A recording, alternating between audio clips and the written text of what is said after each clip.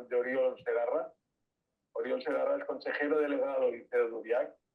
Para quien no os conozca, la empresa es una empresa familiar catalana de más de 180 años, con unos 850 colaboradores en más de 20 países del mundo. Bueno, pues Oriol ha liderado la transformación de la compañía desde 2012, durante la última década, como máximo responsable de la definición y ejecución de la estrategia de Uriach. Su carrera se ha desarrollado en el sector del healthcare y gran consumo, ocupando entre otras posiciones como Finance and Human Resources and IT Director, posteriormente Management Director de Simpton Hispania, como jefe de operaciones, miembro del comité ejecutivo y líder de las operaciones a nivel mundial de Simpton, cuartel general de Hostia en Holanda, o anteriormente como controller y director financiero de Louis Whisky del Danone. Su formación gira alrededor del management en distintas escuelas de negocios como SADE, IES, Harvard, Stanford o Singular University. Es un experto y apasionado de liderazgo, por parte de ello, no solo implementándolo en su trabajo diario, sino investigando y difundiendo esta temática como speaker, conferenciante y profesor de distintas universidades y escuelas de negocios. Además, autor de distintos libros, el último, La evolución del liderazgo peregrino, editado por Libros de Cabecera, en el que explica parcialmente su experiencia en Uriach. Bueno, agradecerle a Oriol muchísimo el hecho de que esté aquí entre nosotros.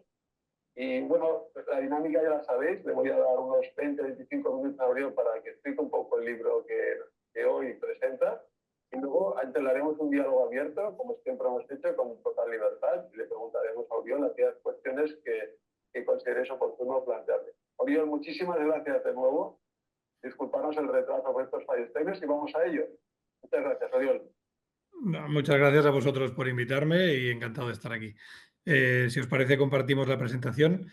Una advertencia inicial, la presentación la he hecho más en formato casi de resumen del libro para que se pueda quedar después para la gente que haya participado y que tengan como un pequeño resumen del libro. No es una presentación visual, sino que es, y no la voy a leer, sino que simplemente es de apoyo y que quede como el resumen del libro.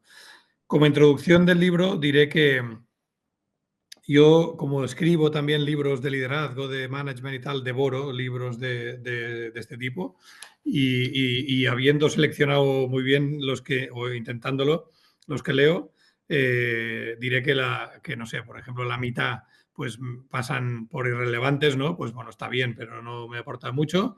Y luego en la otra casi mitad pues son buenos, pero bueno, está bien y te aportan ideas concretas y cosas. Hay muy poquitos, diría, no sé, un 5% o alguna cosa, que realmente son libros que dices, wow, este sí que me ha aportado, o sea, que encaja totalmente con las ideas que tengo, que me siento identificado, que tal, y este es uno de estos libros. Y recomendaría quizá, no sé, 5 o 6, no muchos más, como este. Entonces, ¿qué libro es este? Pues es el libro de este señor Joly, que es francés originalmente, pero que ha desarrollado su carrera en Estados Unidos, actualmente profesor en Harvard, y que fue básicamente la experiencia que cuenta en el libro, aunque ha hecho muchas otras cosas, fue el CEO de Best Buy, que es uno de los retailers más grandes de Estados Unidos, al que dio una vuelta muy grande.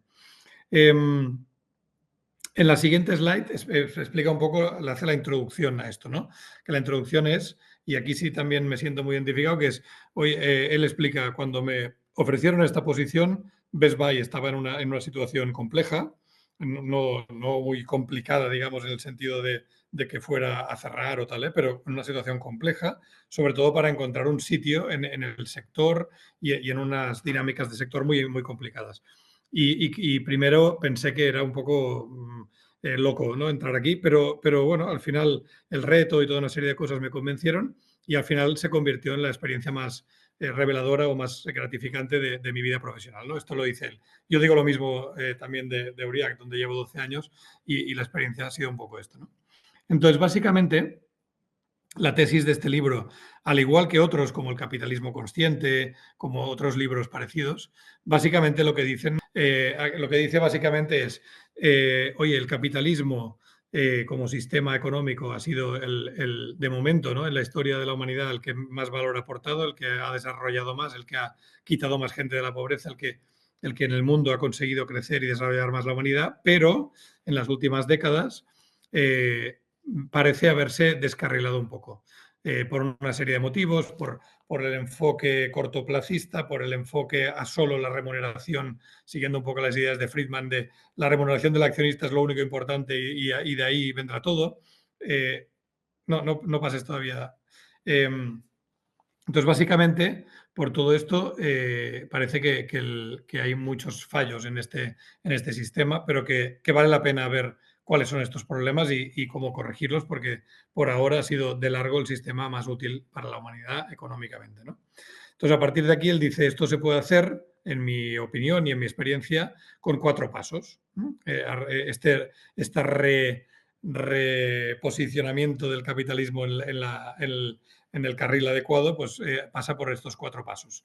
Y aquí sí que ahora la siguiente slide. El primer paso es, vamos a cambiar un poco cuál es el significado del trabajo para nosotros. Y aquí es una cosa que estoy totalmente de acuerdo, en el que por muchos motivos diferentes históricos, históricos desde incluso la antigüedad, que el trabajo se consideraba como casi como una tortura, ¿no?, como un mal, ¿no?, que algunos tenían que trabajar, pero lo ideal era no trabajar, ¿no? Desde ahí hasta toda la retórica, digamos, antiempresa, anticapitalismo, con todos los escándalos de la crisis financiera anterior, 2007-2008, los bonos, los rescates, bla, bla, bla, va quedando como un pozo de una negatividad, de una percepción negativa del trabajo. Y hasta hablamos de la conciliación de la vida personal y profesional como si esto no fuera una única vida, sino que es y hablamos de esto como si la vida personal es lo que cuenta y el trabajo, pues bueno, hay que intentar minimizarlo, ¿no?, reducir la jornada laboral y tal y cual, minimizarlo para poder vivir, ¿no? Yo creo que esto, y es lo que la tesis de este libro, la primera cosa que hay que cambiar es esto, porque realmente el trabajo, que no deja de ser más de la mitad de nuestra vida despiertos, ¿no?, tiene que aportar felicidad a nuestra vida y tiene que ser un motivo o una razón o una palanca de autocrecimiento, de autosatisfacción, de autorrealización y de felicidad. Y esto creo que es perfectamente posible. No en este contexto de esta narrativa, sino en un contexto en el que las empresas, oye, son al final, la mayoría de ellas son pues entidades decentes, dignas, que intentan mejorar el mundo que tienen a su alrededor, evidentemente también haciendo negocio, como todos también trabajamos para tener un salario, y que al final todo esto se puede hacer en un contexto más humano, más desarrollador de la persona, con menos ansiedad, tensión, presión, estrés y con otro tipo de valores que no significan que no se pueda evidentemente tener éxito. Es al revés, ¿no? Para empezar, y creo que es de sentido común, cuando una persona se encuentra cómoda, se explica esto desde el punto de vista incluso psicológico, de no despertar alertas que nos hacen bajar la creatividad y no sé qué y tal, pero simplemente uno lo piensa y dice, lo lógico es que cuando una persona se sienta más cómoda, más contenta, más comprometida, al final habrá mejores resultados. Por tanto, la primera cosa es encontrar nuestro propósito en el trabajo, ¿no? Encontrar cambiar esta narrativa y ver que al final el trabajo tiene sentido y es una parte muy importante de nuestras vidas y hemos de ser felices. A partir de aquí, ¿cómo lo hacemos esto? ¿Cómo se hace? Segundo paso es, oye, vamos a intentar construir organizaciones humanas y con propósito, ¿vale? Organizaciones humanas, vamos a las 2 palabras, humanas, para empezar, y aquí mezclo un poco mi experiencia y también lo que dice el libro y demás, pero ahí voy más a los grandes conceptos. Las organizaciones actuales creo que son poco humanas en el sentido de la persona, ¿no? Todo ser humano tiene por lo menos dimensiones racional, pero también física, emocional, espiritual, todas estas son dimensiones humanas. Estas dimensiones parece que no tienen cabida en nuestras organizaciones profesionales, empresas, ¿no? Es la dimensión básicamente racional. Pero claro, si queremos que las personas se sientan cómodas en estas organizaciones, habría que introducir estas otras dimensiones. Y por tanto, pues las empresas tenían que ser sitios donde físicamente no te deteriores, sino que incluso te puedas mejorar, emocionalmente también no te deteriores, sino que puedas mejorar, que puedas tener plenitud, e incluso diría espiritualmente, que no hablo de religiosamente, evidentemente, sino espiritualmente, ¿no? Porque también hay que tener pues, un sentido de propósito, un sentido de nobleza en lo que haces, de aportar y de contribuir a algo bueno para la sociedad, para el mundo, ¿no? Entonces, todo esto es, por un lado, cómo hacer las organizaciones más humanas, y esto son cosas sencillas al final, son de sentido común, pero difíciles parece en nuestro contexto de organización de empresa, ¿no? Porque se trata de poder hablar de las emociones, de crear espacios seguros donde las personas, todas las personas tenemos altibajos, tenemos problemas emocionales, tenemos momentos peores y mejores, y esto se tiene que poder expresar y gestionar en una empresa, ¿no?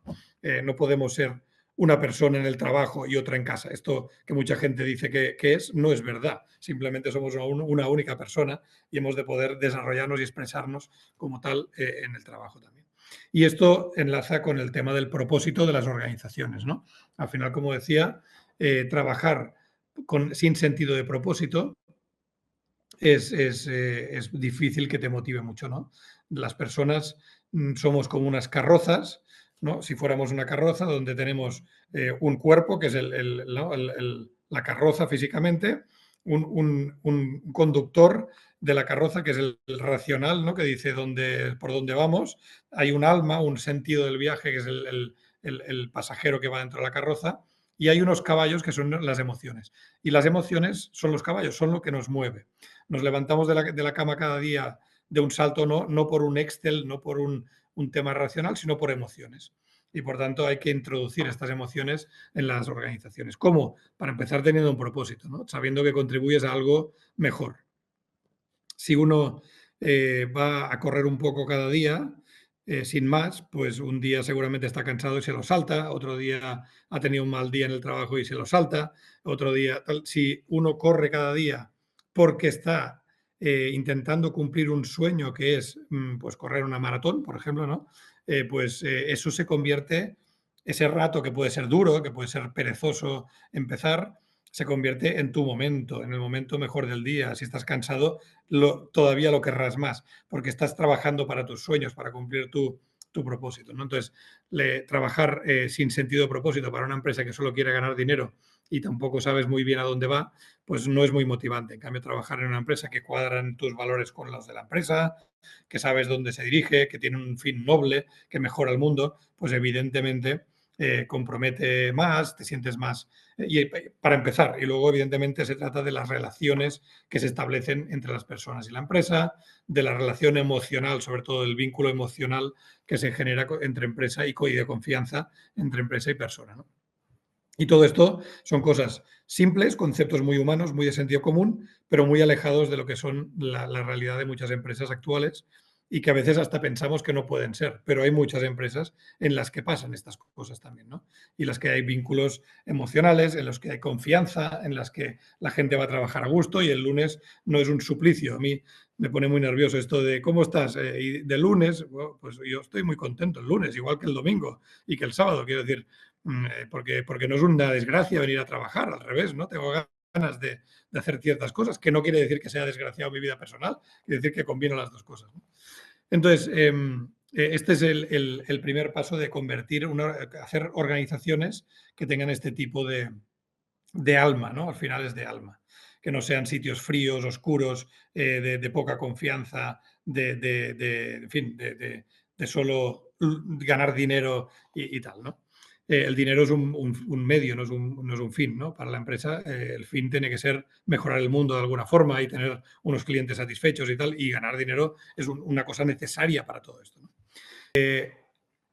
A partir de aquí es cómo lo hacemos esto. Y el libro dice una cosa que me gusta mucho, que es porque cuando uno lo ha visto, sabe que es verdad, ¿no? Que es cuando pasan estas cosas, estos mecanismos empiezan a funcionar, se despierta, ¿no? Se desata una magia humana, porque con personas ordinarias se pueden conseguir resultados extraordinarios, porque al final las empresas son personas. A mí no me gusta hablar de recursos humanos, no me gusta hablar, nosotros le llamamos personas y cultura, o no me gusta hablar las personas son el activo más importante de la compañía, porque las personas no son ni un activo ni un recurso, son personas, son humanos, ¿no? Entonces, cuando el ser humano despierta un poco esta magia, se puede conseguir lo que sea. O sea, realmente con las mismas máquinas, con el mismo dinero, con las mismas tal, surge unos resultados realmente extraordinarios, una magia, entre comillas, que además es duradera, es creo que la única fuente de ventajas estratégica sostenible de una empresa, ¿no? Porque todo lo demás se puede comprar, copiar o tal. Entonces, ¿cómo lo hacemos esto? Pues como decía, la empresa tiene que jugar su parte, siendo muy clara en su propósito, en lo que aporta al mundo, en sus valores, en las formas de trabajar, en las relaciones que establece con las personas, pero luego también cómo lo hacemos con las personas, ¿no? Pues bueno, una de ellas, una primera cosa es cómo conectamos este sentido del trabajo que hablábamos en el primer punto y valores personales de cada persona, ¿no? Legítimas, sus proyectos, sus sueños, sus ambiciones, con los de la empresa. ¿Cómo hacemos este link?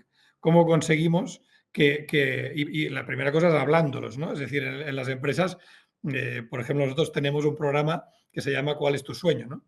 Y cómo podemos ayudarte en algo a conseguirlo. Sea un sueño personal, profesional, lo que sea. Pues esto no se habla en las empresas. Entonces, lo primero es hablarlo. ¿Qué valores tienes tú? ¿Qué sueños tienes tú? ¿Qué proyectos? ¿Y cómo podemos encontrar vínculos entre esto y la empresa? Porque si no los hay, te has equivocado de empresa seguramente. No es tu empresa la que no te gustará trabajar aquí. Si los hay, seguramente te vas a encontrar cómodo y vas a empezar a sentir un poco este encaje como humano en la organización, ¿no?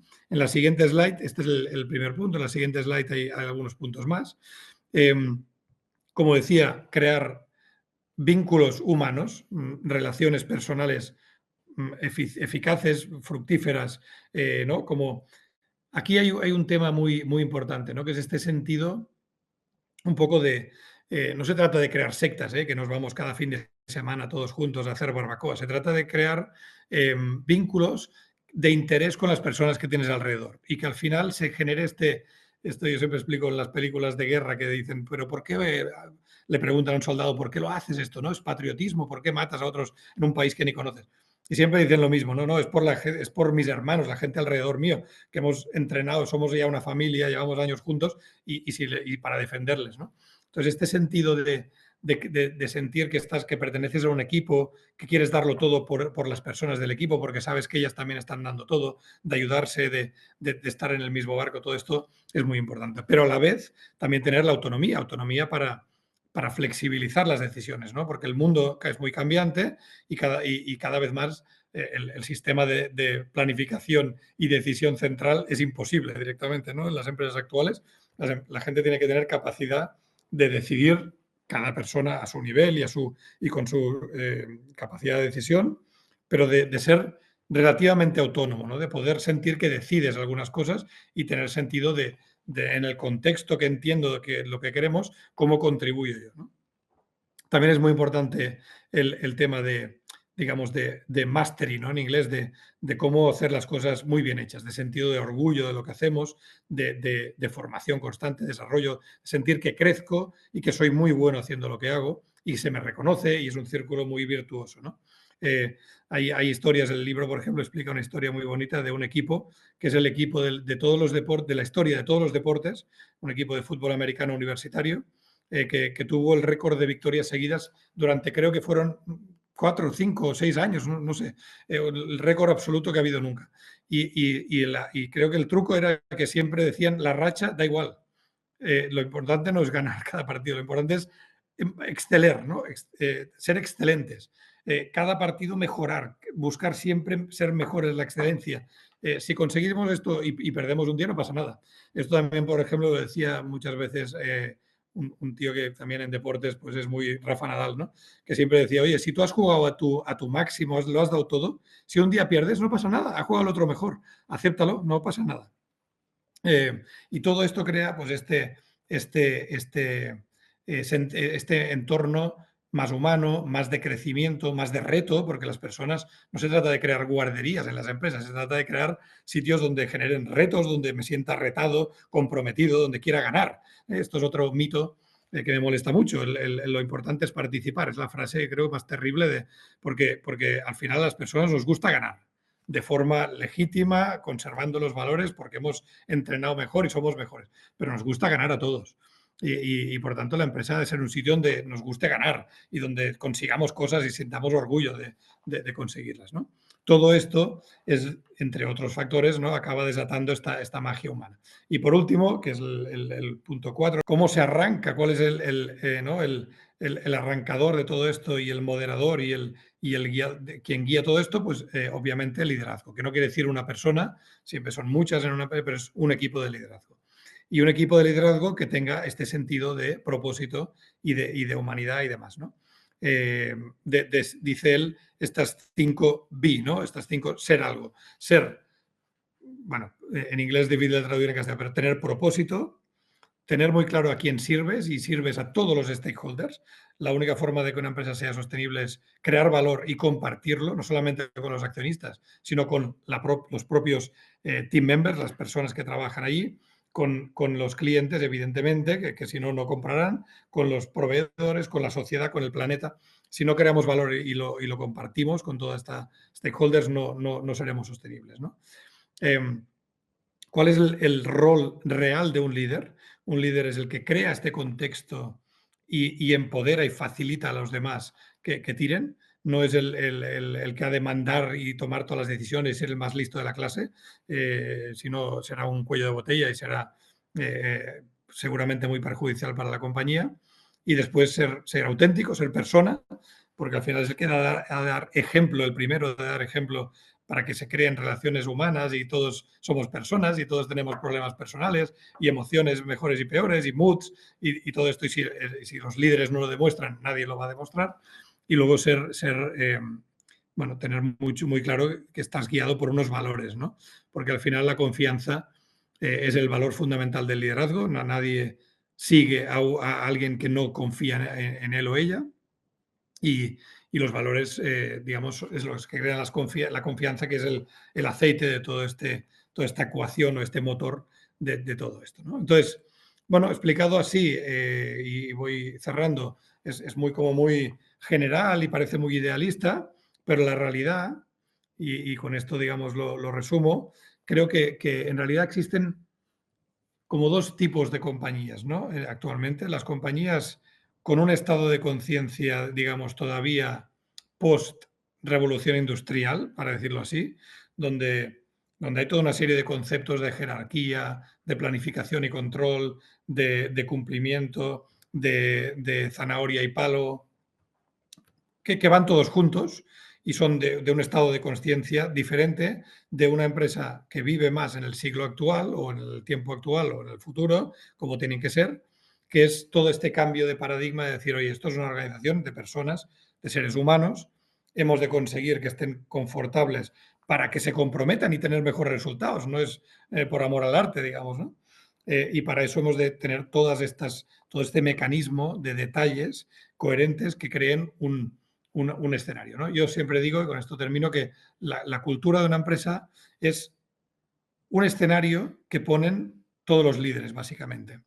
Un escenario que si el escenario es del Far West, pues los actores actuarán como cowboys. Y si el escenario es en la Luna, pues los actores harán de astronautas, ¿no?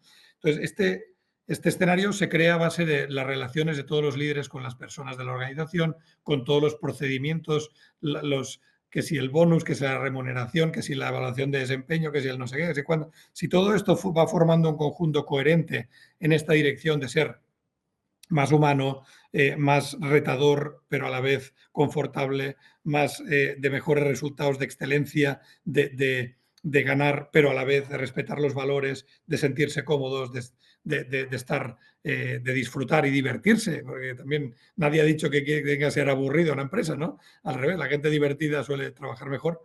Pues si consigues pasar a este nuevo estado de conciencia, vas a desarrollar todos estos mecanismos en esta dirección y creo que serás una empresa y un líder mucho más adaptado a lo que se necesita ahora y en el futuro, sin duda.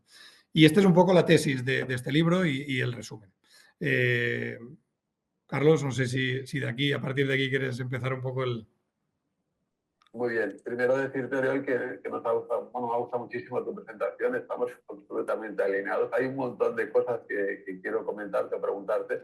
Empiezo por una, pero yo solo una, y luego los demás que están presentes, si quieren hacer preguntas, bueno, pues os animáis a hacerlas como siempre, ¿no? A ver, a mí me ha llamado mucho la atención la política estatal concreta que tenéis en UIA, de preguntar a la gente cuál es tu sueño, que ni se me había ocurrido nunca, ¿no? Porque ahí es donde se puede alinear lo que es la persona con la empresa, ¿no?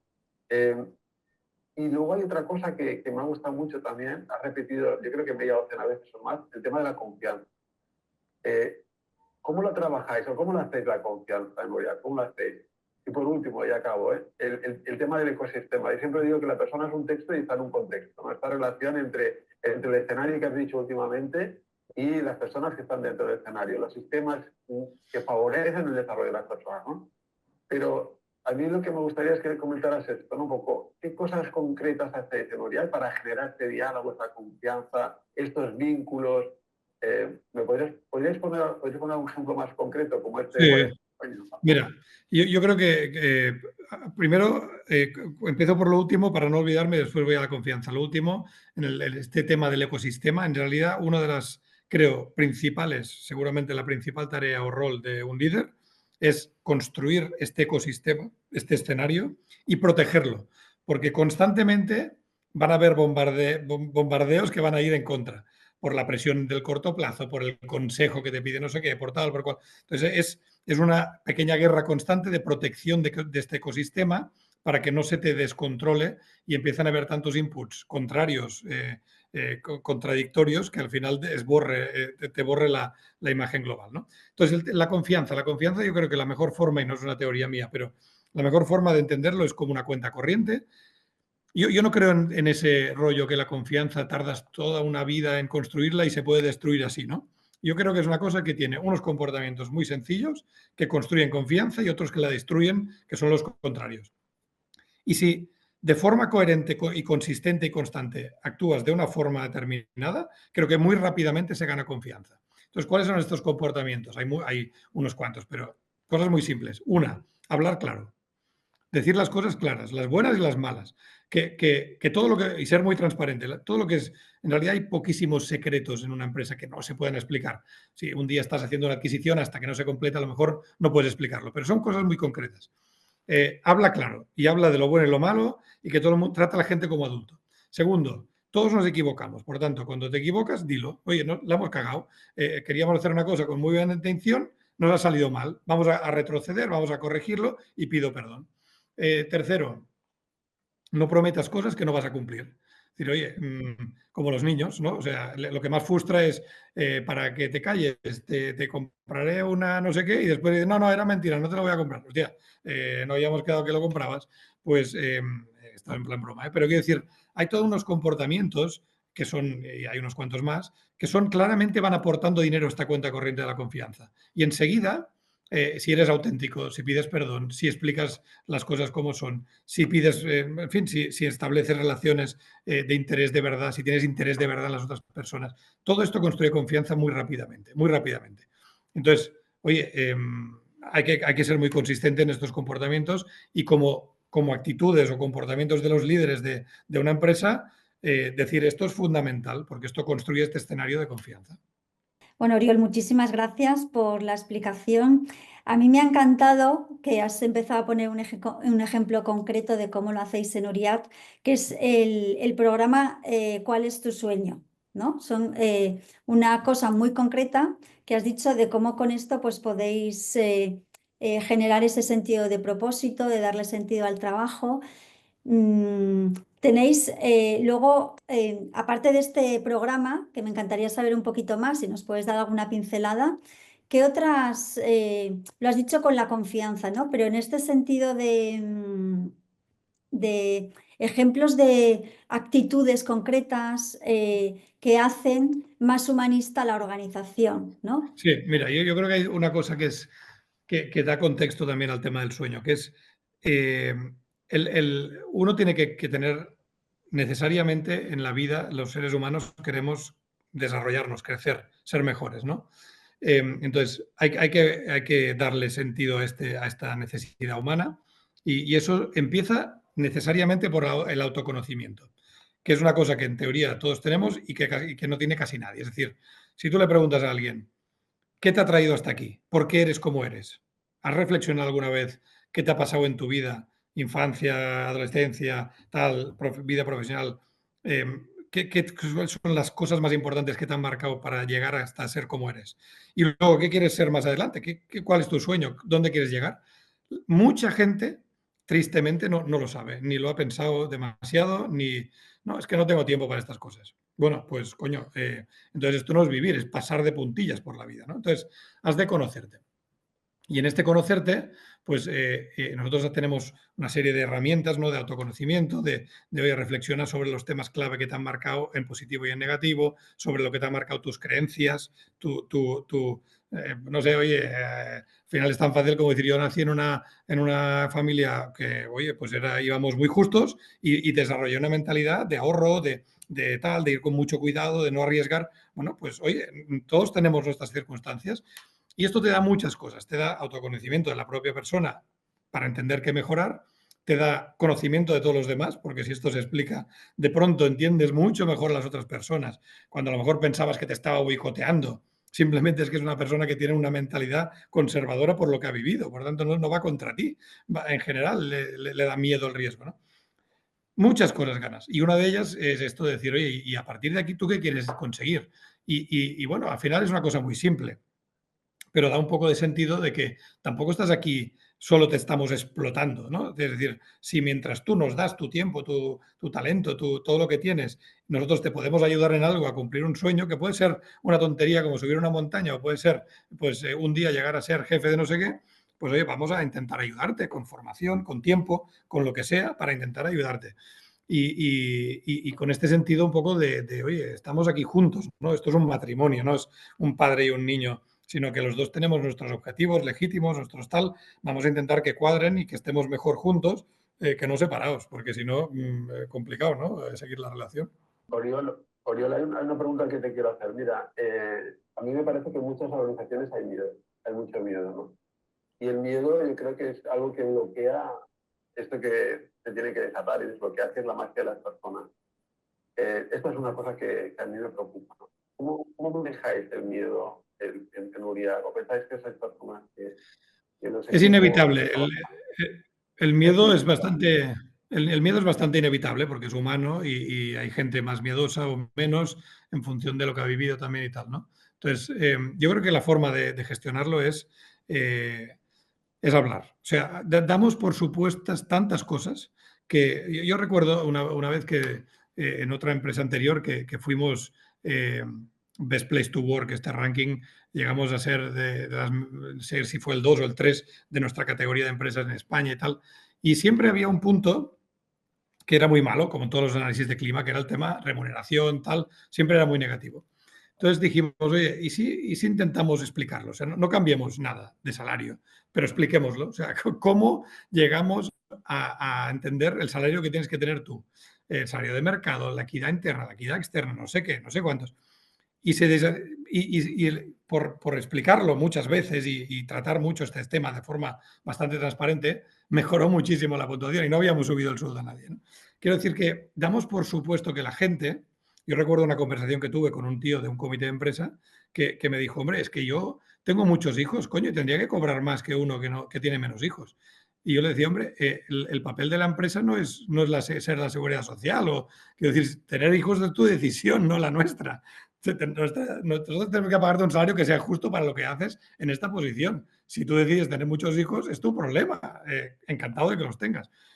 Pero es que es así la realidad. Hay mucha gente que damos por supuesto que entiende todas las teorías de la empresa y tal, y una gran parte de la organización pues no lo tiene tan claro. Entonces, con el miedo es lo mismo.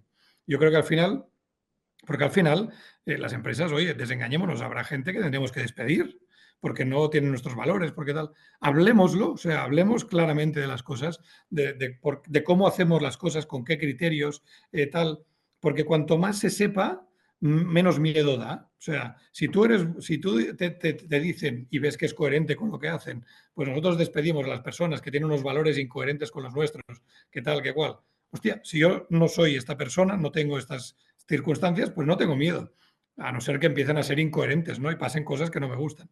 Pero yo creo que es hablarlo mucho, tener mucha transparencia, bueno, interés en que las personas entiendan el entorno, les guste o no lo que estás decidiendo, porque a veces no les gusta, pero que entiendan por qué se ha decidido.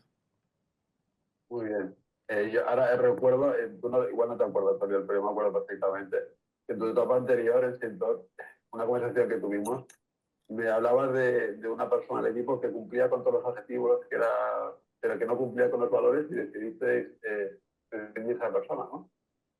¿Hasta qué punto los valores de UDIAC aterrizan? ¿Cómo lo ves tú? ¿Cómo ves a la gente? ¿Cómo se palpa en el ambiente esto? Total, absolutamente. O sea, nosotros, pero claro, depende, es una cuestión de tiempo. Es decir, si yo cojo España, headquarters, los países donde llevamos años trabajando esto, están metidos en el ADN. O sea, lo hemos traducido a comportamientos concretos, la gente se lo sabe, lo mira, lo habla en las reuniones. Tal. Ahora, compras una empresa nueva en Alemania, pues tardarás tiempo. Y tiempo quiero decir no un mes, ni 6, o sea, seguramente estarás 2 o 3 años para que la cosa empiece realmente a meterse ahí de verdad bueno, en fin, que tardas tiempo. O sea, que yo creo que se puede llegar a hacer muy bien y en un lapso de tiempo que dentro de la vida de una empresa puede ser relativamente corto, pero no es una cosa que se cambie en 2 meses, ¿no? O sea, se necesita tiempo para ir metiendo estos argumentos, repitiendo, entendiendo el por qué los necesitamos. Otra cosa de los valores es por qué lo necesitamos.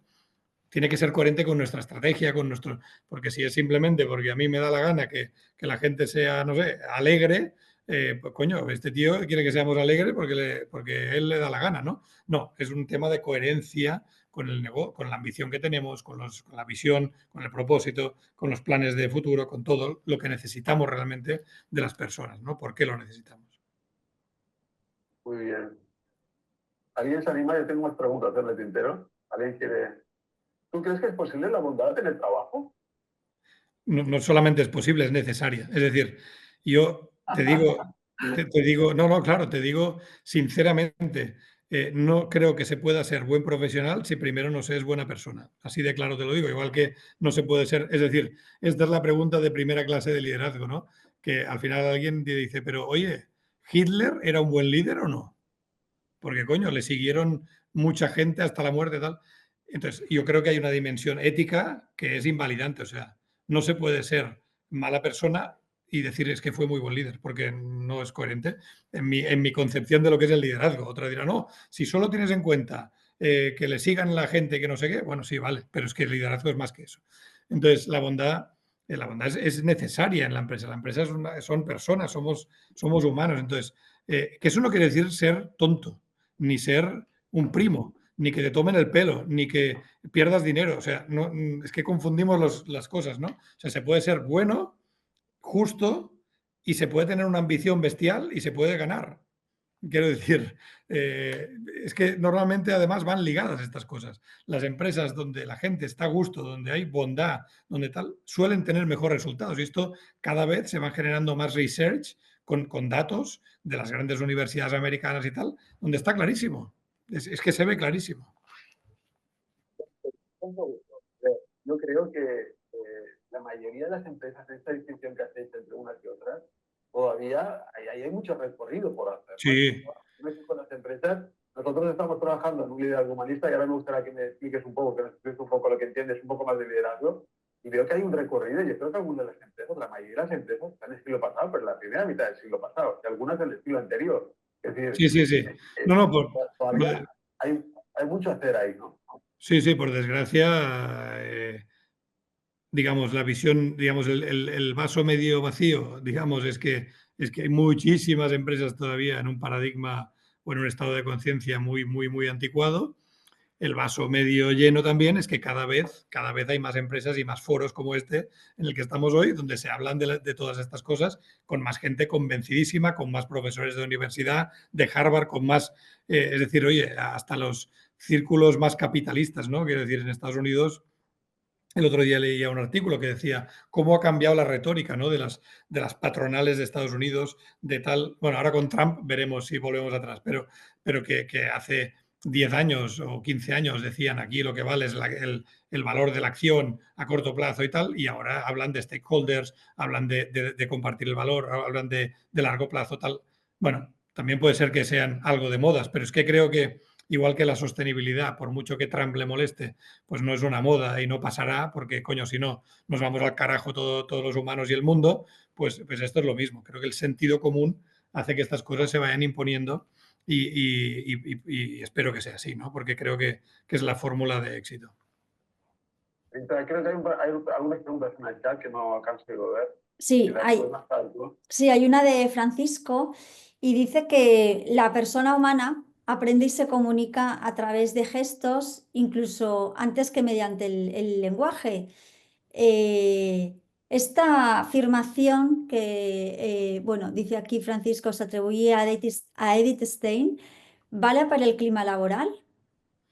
Sí, bueno, es que en realidad lo que creo que vale es que seas, o sea, lo que todo esto que estoy diciendo no sirve es si es falso. Es decir, si tú no te lo crees, pero bueno, vamos a hacer ver que somos muy humanos, vamos a hacer ver que tenemos unos valores y tal, se verá al minuto 3, se verá por los gestos, por los chistes, por las caras, por lo que haces cuando no te ven, o sea, se pilla antes a un mentiroso que a un cojo, ¿no? Entonces, esto es así, entonces yo creo que el tema de los gestos, como muchas otras cosas, es este sentido de coherencia, ¿no? De que realmente esto venga desde arriba y se lo crean y se esté implementando de una forma coherente y auténtica. Y ahí también hay mucho trabajo a hacer con los consejos de administración, con los accionistas, porque bueno, al final tienen que entender que todo esto no es bueno, lo tolero, va, que seamos humanos. No, es que si quieres mejores resultados a largo plazo, has de querer esto, has de exigir esto a los managers y a los líderes, ¿no? Pero todavía, igual que por abajo, pues también por arriba hay que hacer mucho trabajo. Pero sí, la coherencia es fundamental porque tiene que ser auténtico y de verdad todo esto. Oriol, ya has dado algunos rasgos, pero para ti un líder humanista, ¿qué sería? ¿Qué sería un liderazgo humanista o un liderazgo o equipos de liderazgo? Si tú quieres, habla mucho de los equipos, de los contextos. ¿Qué sería? Mira, yo tengo, para resumirlo, yo tengo un modelo, mi modelo de liderazgo son 5 piezas. Entonces, creo que la primera es cómo construir un propósito común. O sea, un líder de estas características tiene que tener capacidad de generar un propósito común, algo que nos una, que sea noble, que sea este sentido de propósito, que cree este sentido de propósito. La segunda cosa es crear relaciones personales efectivas y humanas y fructíferas, de ser capaz de comunicar, de ser auténtico, de ser vulnerable, de mostrarse vulnerable. Como la confianza y la cercanía es fundamental, ¿no? Porque las personas confiamos en otras personas, no en una especie de robot que es un líder perfecto que lo sabe todo y no ni siente ni padece. Esto no nos da ninguna... No, o sea, para entendernos, cuando alguien es demasiado bueno, la gente admira o admiraba en su día a Messi, pero se identificaba con Puyol, porque Messi es un tío con tanto talento y es un tío que vale, lo admiro, pero nunca seré como él. En cambio, Puyol era como si fuera el vecino, pone ahí todo el corazón y se mata por el equipo y esto te apasiona, te gusta, ¿no? Entonces tienes que mostrarte humano, tal. Segunda. Tercera, desarrollar a los demás y a ti. Es decir, la competencia evidentemente es necesaria y la excelencia, ¿no? La mejora continua para tratar, ambicionar ser excelente. La cuarta es la gestión, la ejecución hasta conseguir resultados. O sea, no se vale con ser visionario y muy comunicador y tal si no se consiguen resultados, porque te echarán. Y al final la cosa va entre el sueño y la realidad y el resultado, pues la ejecución. Ejecutar de forma disciplinada, tal. Y, por último, ser un referente, la parte más ética que decía, ¿no? No se puede ser buen líder si no tienes unos valores fundamentales, si no respetas una serie de temas que te capaciten para ser depositario de confianza, ¿no? Y con estas 5 piezas creo que es lo que describe a un líder digamos, humanista o moderno, como quieras decirle. Es verdad que son difíciles todas ellas, por un tema de carácter personal, decir, es perfecto en todo. Bueno, tampoco hace falta. Tú tienes seguramente por carácter pues una o dos en las que puedes ser excelente y las otras has de conseguir, y se puede siempre formarte y desarrollarte para no ser demasiado malo, porque si no te puede invalidar. Pero no hace falta que seas excelente en todo, nadie es excelente en todo, ¿no? Muy bien. No sé si tenemos algún comentario más por el chat, Rita. No, por el chat ya no tenemos ninguno más. ¿Tenemos alguna pregunta? Yo quería hacerte una pregunta, Oriol. Antes has hablado de lo primero de todo, creérselo, ¿no? Y la coherencia, cosa que me parece efectivamente fundamental. Y esto me llevaba a unirlo con el tema de la ejemplaridad, ¿no? Predicar con el ejemplo. ¿M? Y ahora que has hablado de liderazgo humanista y de las características, quería decirte a ti, o sea, ¿quién es un ejemplo para ti? O si no, ¿quién, qué cualidades te han inspirado a ti más? Y luego, pues, ¿cuál querrías que fuera tu legado? Yo no soy mucho de ídolos, ¿no? De tener, "Ay, no sé, el Mandela es mi referente". Porque sí, claro, es un tío cojonudo. Ya me gustaría a mí parecerme a él, ¿no? Pero quiero decir que son cosas muy... eh, yo soy más porque al final, si tú preguntas a la mayoría de personas, dime alguien que para ti haya sido un referente cercano, que te ha hecho sentir bien, porque al final es lo que cuenta, que te ha hecho crecer como persona. Siempre son personas muy cercanas. Siempre es una abuela, un no sé qué, que creía en ti, qué tal. Entonces, este es el tema. Esto es alguien que sea auténtico, que sea cercano, que crea en ti, que sea humilde, que te escuche, que te ayude y te aporte, obviamente, te desarrolle, te haga crecer, que la admires en ciertas cosas. Seguramente lo mismo que queremos en una pareja o en un tal, ¿no? Estos son los valores humanos que realmente te inspiran. La gente que nos inspira no es, oye, en su día el Jack Welch, coño, este tío es que consigue resultados, no sé qué, despidiendo a 3.000 tíos al año. Bueno, no sé, a mí no me inspira mucho esto, ¿no? Quiero decir, pues el Neutron Jack sería un crack, pero no inspira demasiado. Lo que inspira es más cercano, es más humano, es más Puyol, como decía, es más, no sé, cosas así. A mí me gusta, me tira más estas cosas que no los grandes conceptos, ¿no? Ya para ir acabando, Oriol, una cosa, mira, tú has hablado de 5, nosotros yo hablo de 3 H, que es la humildad, el humor y la honestidad. ¿Cómo lo ves? Que resume un poco lo que es el modelo de liderazgo. Le añadiría 2 A's, ¿eh? Una es la amabilidad y cosas muy sencillas, ¿no? Y la otra es la alegría, ¿no? Manifestar un poco, pues, tu optimismo, ¿no? Y luego en Sí. cosas tan concretas como un correo electrónico, tan concretas como decir, por favor, gracias y ya está. Buenos días, por favor y gracias. Cosas muy elementales, muy de sentido común, muy próximas, ¿no? Seguro que Sí, has sí, leído, me encanta, seguro que has leído, también me encanta el libro de José María Esquirol, que se llama La penúltima bondad, una filosofía de la proximidad. Yo creo que la clave de la cercanía y la proximidad es fundamental, ¿no? Para crear esas relaciones, que es una de las patas que tú apuntabas. totalmente de acuerdo. Destacaría una que quizá no ha salido hasta ahora tanto, que es el optimismo, la alegría. O sea, hostia, la vida se hace muy dura con cenizos al lado. O sea, es lo peor que te puede pasar estar rodeado de gente que solo ve los riesgos, los problemas, así no vamos a ningún lado, ¿no? Quiero decir, si para que el ser humano un día alguien subiera y llegara a la cima del Everest, hostia, con cenizos no se llega ni de coña. O sea, si te has de pensar todos los riesgos y problemas que puedes tener, es que no vas vamos, ni de coña. Entonces, yo creo que la alegría, el optimismo, el pensar que las cosas se pueden conseguir, que es una cuestión de querer, qué tal. Luego ya vendrá la realidad y los problemas y tal, pero es fundamental. Y es un tema cultural muy importante en una compañía. Que haya alegría, que haya optimismo, que se vea a la gente sonreír. Y cuando hay problemas, pero en general ser alegres es muy importante, muy importante. Bueno, Apunta Francisco la magnanimidad Sí, es que también. claro, todos son estos valores clásicos humanos de ser justos, de repartir el mérito, de ser humildes. Es que todas estas cosas son. Es que no estamos descubriendo nada, es la humanidad tal cual, ¿no? Yo creo que nos hemos complicado muchísimo la vida en las empresas y hay que deconstruir un poco esta complicación y volver a las cosas esenciales de sentido común. Que es, por desgracia, quizá el menos común de los sentidos, ¿no? Ya no hablemos de política porque entonces el liderazgo ya se nos va, ¿no? por el váter. Oye, Ariel, hemos empezado un poquito tarde por problemas técnicos, pero vamos a acabar puntuales. Mira, te voy a decir aquello de cuando escribas tu próximo libro, ven a contarlo, por favor. Ven a contar tu próximo libro. Ven a hablar de tu libro la próxima vez. ¿Qué te parece? ¿Te Estoy en vendría? ello, estoy empezando uno, o sea que ya cuando lo acabe ya os diré. Bueno, cuando acabes te vienes, ¿eh? Sí, sí, encantado. Bueno, Está muchísimas grabado, gracias. Oriol? Esto queda grabado, así que no Perfecto, te puedes echar atrás. perfecto. No, Muchísimas no. gracias, ¿eh? Oye, para los que nos estáis escuchando, la próxima sesión es el 13 de mayo y vendrá Elena Fernández, que es la Global Head of Talent Management de Novartis. Bueno, Oriol, mil gracias y te esperamos cuando tengas el libro, no lo olvides.